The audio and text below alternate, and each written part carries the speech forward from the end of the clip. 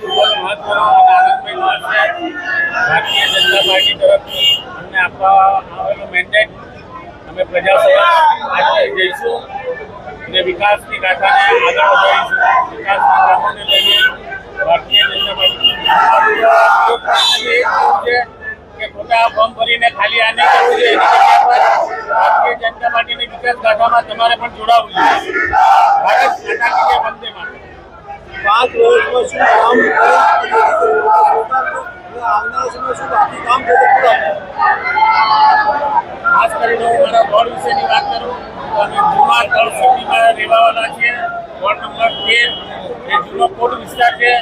હાલની તારીખમાં નવી પાણીની લાઈનો અને ડ્રેનેજની નવી લાઈનો નાખવામાં આવી છે.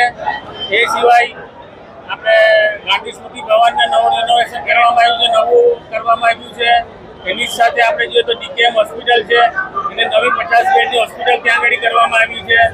એની સાથે શહેરની ગલીઓમાં જે વર્ષોથી પાણીની એની સમસ્યાથી એ લાઈનો દૂર કરીને નવા સીસી રોડ સુરત શહેરમાં આપવા જઈ રહ્યા છે. વાત કરીએ તો મોટા મોટા અસાન ધારાનો પ્રશ્ન છે, એને કઈ રીતે અસાન ધારાનો જે પ્રશ્ન છે તે એકદમ નાગરિક છે.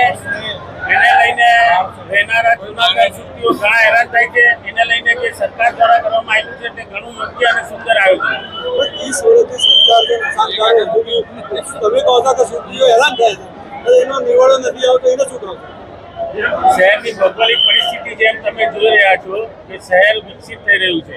ઘણા પાર્ટો એવા છે કે જેવા નવા ડેવલપ થઈ રહ્યા છે. જે રીતના જહાંગીરપુરા જો, વેસુપાલ વીઆઈપી જો, આ બાજુ તમે જો તો નવા વરાછા વિસ્તાર જો આખો, એવી જ રીતના સિટી પણ નવું ડેવલપમેન્ટ થઈ રહ્યું છે. તો મૂળ સુરતી અને તળ સુરતીઓને હેરાન નહીં થાય એના માટેનો આ કાયદો છે.